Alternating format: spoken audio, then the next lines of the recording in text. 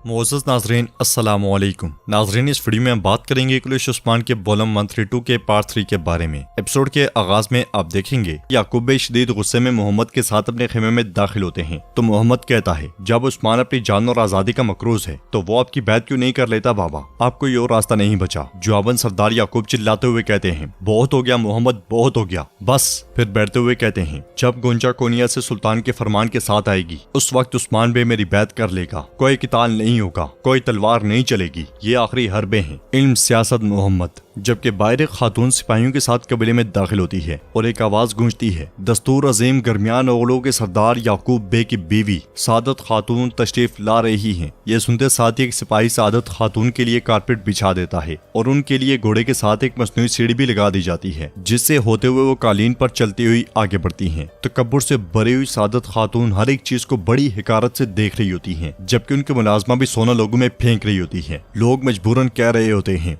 अल्लाह आपको खुश रखे, अल्लाह आपको खुश रखे। अंदर याकूब बे मोहम्मद से कहते हैं, हम रास्तों पर बाजार लगा रहे हैं, उस्मान पहले की तरह आजादाना तौर पर काम नहीं कर सकेगा। तो मोहम्मद कहता है, वो नहीं कर सकेगा, हरगिज नहीं कर सकेगा। आप पर चलने वाली तीर का क्या, हाँ क्या हम उसका हिसाब नहीं लेंगे बाबा। जवाबन याकूब बे उसे खामोश करवाते हुए कहते हैं, खामोश रहो तुम, तुम्हारी माँ सुन लेगी। मगर सादत खातून वहाँ पहुंचकर सब कुछ सुन लेती हैं और कहती हैं, मोहम्मद तुम क्या कह रहे हो। तो याकूब बे एकदम से सारी बात पलटते हुए कहते हैं, खुशामदीद खातून, खुशामदीद। ये कहते साथ ही वो आगे बढ़कर खातून को गले लगा लेते हैं। मगर सादत खातून पूछती हैं, आप पर तीर किसने चलाया। जवाबन याकूब बे कहते हैं, खातून कुछ नहीं हुआ, वो मुझे इतनी आसानी से नहीं गिरा सकते, तुम मेरे साथ हो। जबकि मोहम्मद गुस्से से कहता है, अम्मा उस्मान ने, उसने बाबा पर तीर चलाया। तो सादत खातून कहती हैं, याकूब बे आप लोगों की जाने नहीं बख्शते जो आप पर हमला करते हैं, तो फिर उस्मान अब तक जिंदा क्यों है, आपने उसकी जान क्यों बख्शी। जवाबन याकूब बे कहते हैं, मैंने किसी की जान नहीं बख्शी खातून। ये सुनकर सादत खातून कहती हैं, तो फिर आप सही वक्त का इंतजार कर रहे होंगे। ये सुनकर याकूब बे कहते हैं, एक खातून अपने शोहर को जानती है, अगर मेरी बैत करने से पहले उसे मार दिया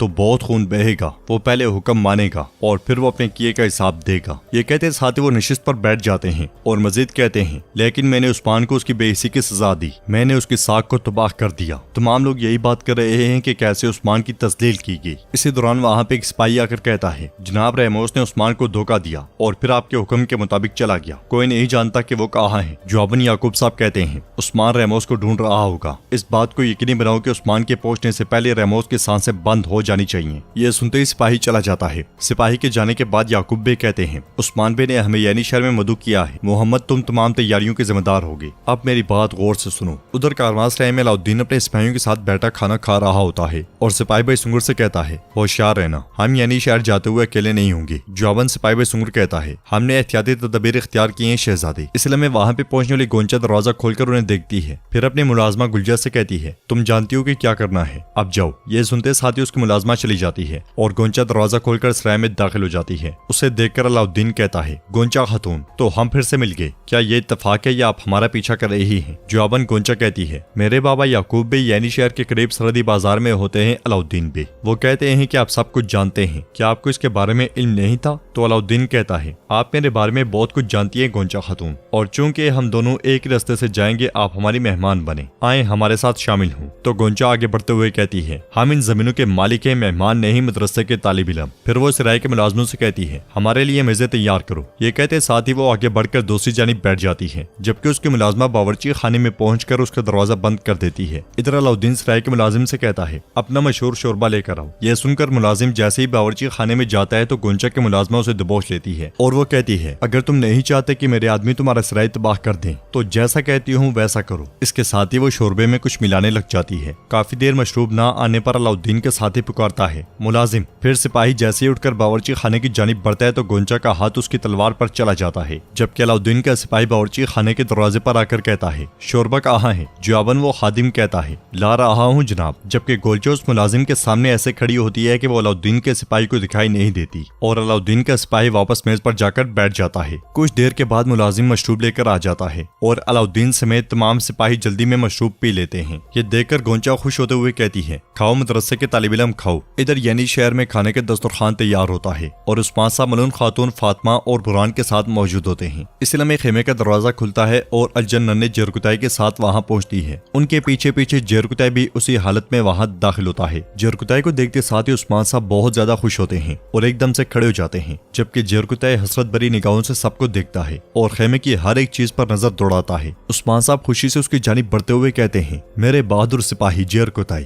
ये कहते साथ ही उस्मान साहब बाजू फैला देते हैं और कहते हैं, आ जाओ मेरे शेर। मगर जरकुताई एक कदम भी आगे नहीं बढ़ता। ये देखकर उस्मान साहब आगे बढ़ते हैं तो जरकुताई कहता है, आपके कपड़े गंदे हो जाएंगे। तो उस्मान साहब हैरानगी से कहते हैं, ये तुम क्या कह रहे हो, ये कैसे हो सकता है, यहाँ आओ। ये कहते साथ ही उस्मान साहब उससे गले लग जाते हैं, मगर जरकुताई बिल्कुल भी हाथ उस्मान साहब की जानिब नहीं बढ़ाता। तो उस्मान साहब महसूस कर जाते हैं और जरकुताई को पीछे करते हुए कहते हैं, यहाँ देखो, मेरी तरफ देखो। फिर उसके हाथ खोलने की कोशिश करते हैं मगर जरकुताई मजबूती से हाथ बांध देता है। ये देखकर उस्मान साहब पूछते हैं, जरकुताई तुम ठीक हो ना? बोलो जरकुताई बोलो। इसके साथ ही नन्हा जरकुताई आगे बढ़कर उस्मान साहब का हाथ चूमते हुए कहता है, मुझे अपना हाथ चूमने दें जनाब। ये देखकर उस्मान साहब बहुत ज्यादा खुश होते हैं और जरकुताई से कहते हैं, चलो बैठ जाओ, तुम्हें भूख लगी होगी। इसके साथ ही तरह तरह के खाने दस्तरखान पर पहुंचा दिए जाते हैं और अलजन जरकुताई से कहती है, हमने तुम्हारे पसंदीदा पकवान तैयार किए हैं जरकुताई, खाना आपका पसंदीदा है। ये सुनकर जरकुताई खाने को देखता है। खाने में तकरीबन हर तरह के खाने शामिल होते हैं। इसके साथ ही उस्मान साहब मलून खातून फातिमा और बुरहान मेज पर बैठ जाते हैं। फिर उस्मान साहब एक जानिब इशारा करते हुए जरकुताई से कहते हैं, चलो बैठो जरकुताई, यहाँ और बैठो। मगर कोई जवाब ना मिलने पर फिर से कहते हैं,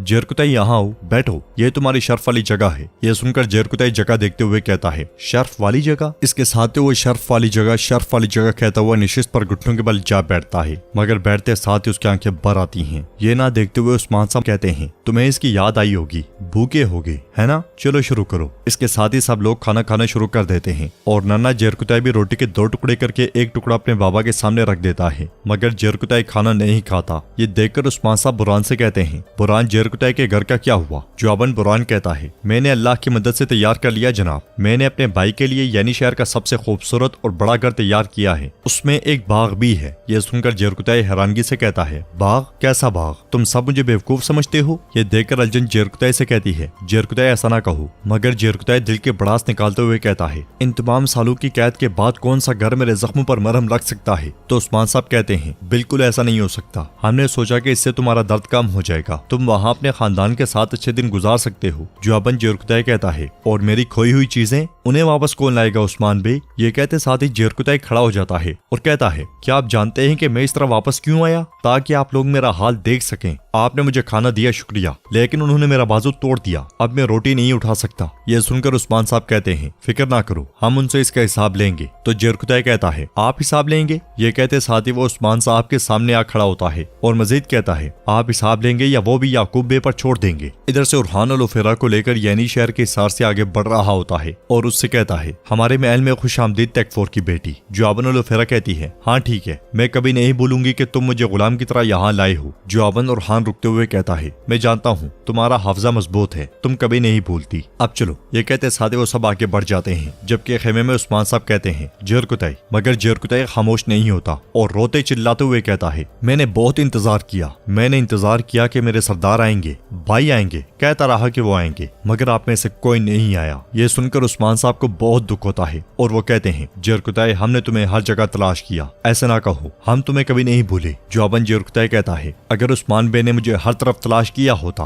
तो वो मुझे जमीन के नीचे से भी ढूंढ निकालते। आपने तो मुझे कुफार के रहमो करम पर छोड़ दिया जनाब। काफी देर तक सुनने के बाद उस्मान साहब खड़े होकर आगे बढ़ते हैं और जरकुताई के पास आकर कहते हैं, देखो जरकुताई, मेरी तरफ देखो, मैं तुम्हें सबसे बेहतर जानता हूँ, मैं तुम्हें समझता हूँ। तो जरकुताई रोते हुए कहता है, आप कुछ नहीं जानते, मैं एक सिपाही था, मैं एक सिपाही था, मैं अपने खून के आखिरी कतरे तक लड़ता रहा, आखिरी कतरे तक लड़ता रहा, मैं कैदी बन गया, मैं चूहों और कुत्तों के साथ रहा, उन्होंने मेरे पूरे जिस्म पर तशद्दुद किया, मैं मरा नहीं, मैं कभी अपने फर्ज से पीछे नहीं हटा, मैंने एक लफ्ज भी नहीं कहा, मैंने अपना फर्ज पूरा किया, मैंने अपना फर्ज अदा किया। उस्मान बे जरकुताई से प्यार करते हुए उसे खामोश करवाने की भी कोशिश कर रहे होते हैं, मगर जरकुताई का गुस्सा बढ़ता ही चला जाता है और वो कहता है, मैं एक अच्छा सिपाही बना, क्या आपने बतौर सरदार अपना फर्ज अदा किया? आपने क्या किया उस्मान बे? गलियों में, बाजारों में हर एक हमारे बारे में बातें कर रहा है, वो हमें जलील कर रहे हैं। जवाबन उस्मान साहब कहते हैं, जरकुताई तुम जानते हो हो कि वो ऐसा क्यों कर रहे हैं, किस लिए मेरे बहादुर, किस लिए? तुम जानते हो कि हम क्यों गात में फंसे? तो जेरकुतै कहता है, मैं नहीं जानता कि आप कैसे फंसे, लेकिन मैं आपके मकसद के लिए फंसा रहा। अपने मकसद पर सवाल उठता हुआ देखकर उस्मान साहब को बहुत दुख होता है और फिर वो गुस्से में कहते हैं, जेरकुतै चलो जाओ, तुम जाओ और आराम करो। ये कहते हुए उस्मान साहब जेरकुतै को थोड़ा धकेलते हैं तो जेरकुतै कहता है, ये आप पर बहुत भारी है ना, लेकिन मैं ये सब सह कर गुजरा, आप सुनकर भी बर्दाश्त नहीं कर पाई। ये सुनकर उस्मान साहब बाहर की जानिब इशारा करते हुए कहते हैं, चलो जाओ जेरकुतै जाओ, निकलो जेरकुतै। इस पर जेरकुतै सीने पर हाथ रखते हुए चला जाता है और अलजन उस्मान साहब से कहती है, माजरत ख्वाह हैं जनाब, उसका दिमाग। ये सारा मंजर देखकर मलून खातून आगे बढ़कर उस्मान साहब से कहती हैं, उस्मान साहब वो जल्द पुरसुकून हो जाएगा। जबकि अलजन नन्हे जेरकुतै को लेकर जब खेमे से जाने लगती है तो नन्हा जेरकुतै सीने पर हाथ रखते हुए जनाब जनाब कहता चला जाता है। फिर उस्मान साहब बुरहान से कहते हैं, बुरहान जाओ उसके साथ रहो, उसे अकेला मत छोड़ो। बुरहान के जाने के बाद उस्मान साहब कहते हैं, मेरा दिल टूट चुका है। इसके साथ ही उरहान खेमे में दाखिल होता है और उसके पीछे से ओलोफेरा भी सामने आती है, जिसे देखते साथ ही मलून खातून कहती है, ओलोफेरा। जबकि उस्मान साहब भी गुस्से में उरहान को देख रहे होते हैं। तो नाज़रीन, इसके साथ ही एपिसोड इख्तिताम पजीर होती है। अगर आपको वीडियो पसंद आए तो वीडियो को लाइक करें, चैनल को सब्सक्राइब करें और बेल आइकन पर लाजमी से क्लिक कर लें। इंशाल्लाह मिलते हैं नेक्स्ट वीडियो में, तब तक के लिए रखें अपने और अपनों का बहुत ज्यादा ख्याल। अल्लाह निगहबान।